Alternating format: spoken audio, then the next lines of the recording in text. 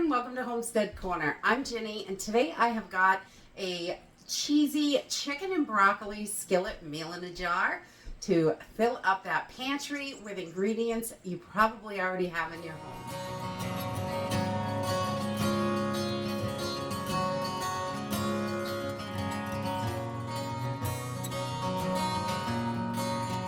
To use our pantry items to make up emergency meals, quick things that we can grab from the pantry and use when time is tight, when we don't have enough money for the grocery store, because we all know that's ridiculous.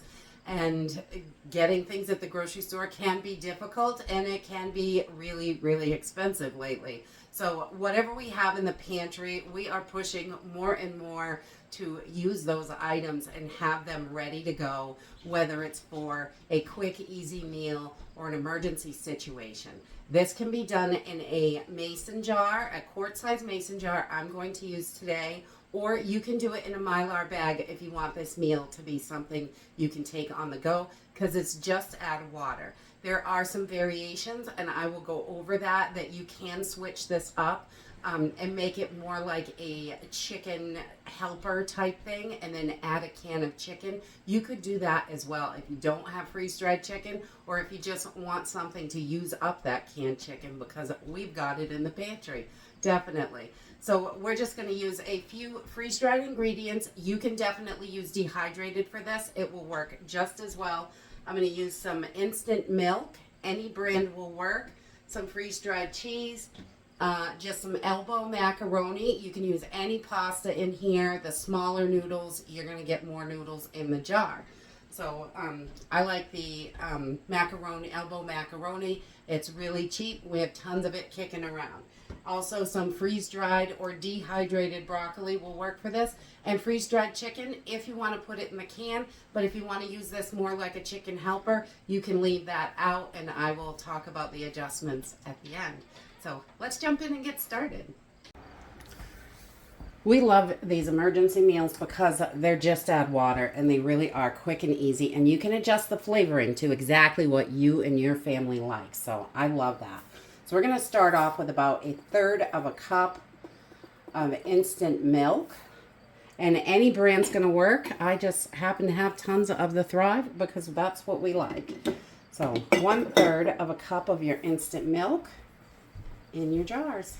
You can line these up and make tons of them at a time, so you have them, and make 6 or 7 of each meal, and then mix them all up, all kinds of different meals, which is great.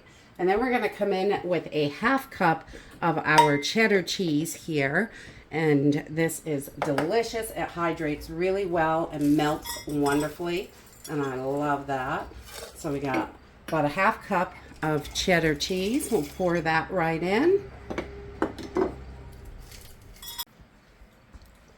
And then we want to make sure this is nice and creamy and thick. So I'm going to put 3 tablespoons of cornstarch in each one. We just want 3 tablespoons. And this is just going to make it nice and creamy. It'll thicken that milk and everything in there. So we want to make sure we've got that cornstarch. I love cornstarch. It really helps out everything. It's probably not the best thing for you, but it makes it nice and saucy, a nice thick gravy-ish kind of sauce. Then I'm going to add 2 tablespoons of minced onions, because yum, gotta have onions. And then we're going to add, I'm putting in some freeze-dried garlic granules, and I'm using 1 teaspoon of the garlic granules. If you only have garlic powder, that will work. I would just use a 1/2 teaspoon because it's pretty potent. So just 1 teaspoon of garlic, or 1/2 of garlic powder, your choice, and 1 teaspoon of some Italian seasoning, and this just gives it really good flavor. And then we're going to do 2 teaspoons of chicken bouillon, or you could use vegetable bouillon, the onion bouillon. You can use anything.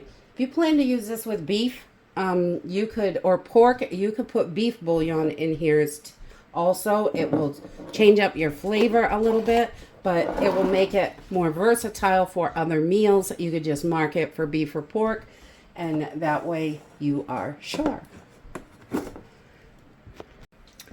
And then we're going to add 2 cups of elbow macaroni. And you can use the small shells for this, the stars, or any kind of pasta you want. But you want 2 cups of it. And the smaller the noodle, the more hearty it's going to be. And then we're going to add about a 1/2 cup of freeze-dried or dehydrated broccoli. This is a little chunky, so we want to bang these jars down so everything is going to fit. And we want all of this in there. So we've got everything in there. If you wanted to use this like a chicken helper with your canned chicken, I would use 2 of these 5-ounce, 4.5-ounce chickens, or 1 of the 12-ounce chicken. Or if you home can, you can add a pint-sized jar of chicken, which is about 1 pound of chicken. It's pretty chickeny, which is really good. We like it that way. You can adjust the chicken to what works for you. And I would reduce the water by 3/4 of a cup and put that chicken liquid right in there with the chunked up chicken. So it's going to help replace some of that liquid, but you don't need quite as much when you get ready to cook it because the chicken's already hydrated in the can. But today we're going to go with freeze-dried in these jars, and we're just going to bang these down and get them where we want them. And then we're going to add 1 cup, about a cup of freeze-dried chicken. And if you've got the little powders in there, you can see this is kind of powdery on the bottom. Those powders just add nutrients and flavor, so get them right in there. Don't ever throw those out, definitely. So I'm going to get those in there, and we're going to do a cup in this jar as well.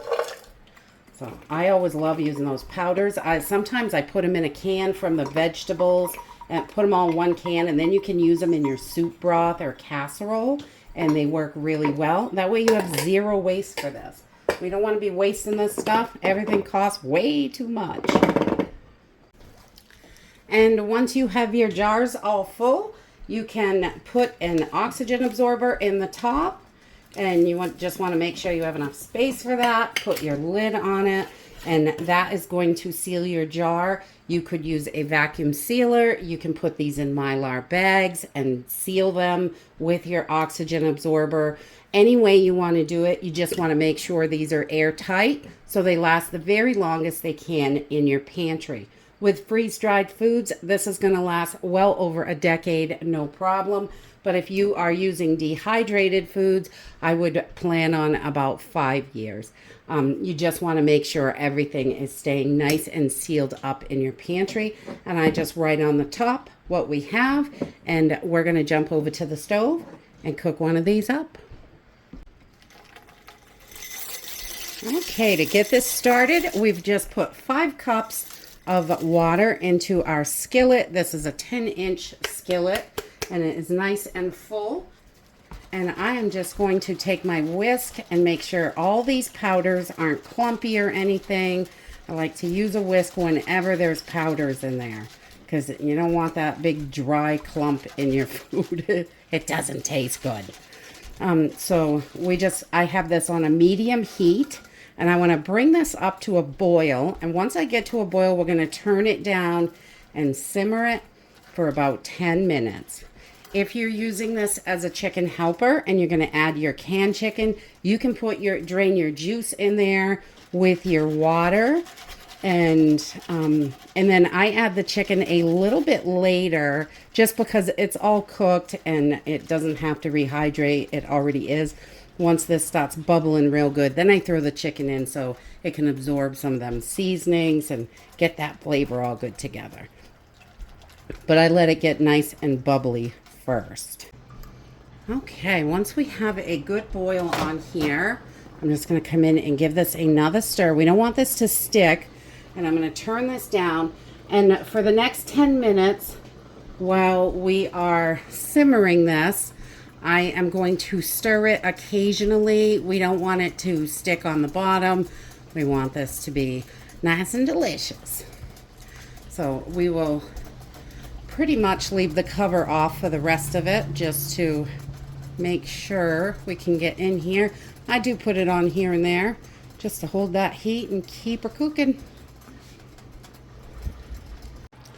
Once everything is nice and tender, it is ready to go. You can cook this down until you get the consistency you like with your sauce. If you like it saucier, then you're done as soon as it is fork tender and ready to eat.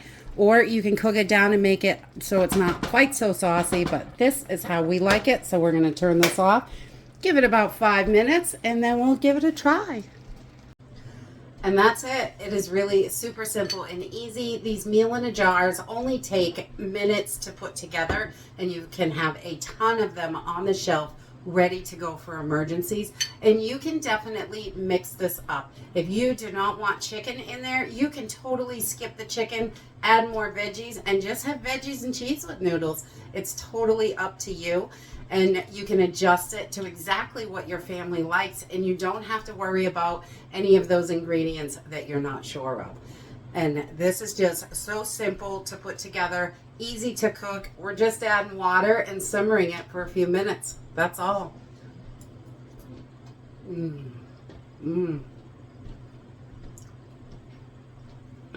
Broccoli and cheese is always delicious to me, no matter how I make it. And that's it for today. I hope you enjoyed this video, and I hope to see you next time. Bye!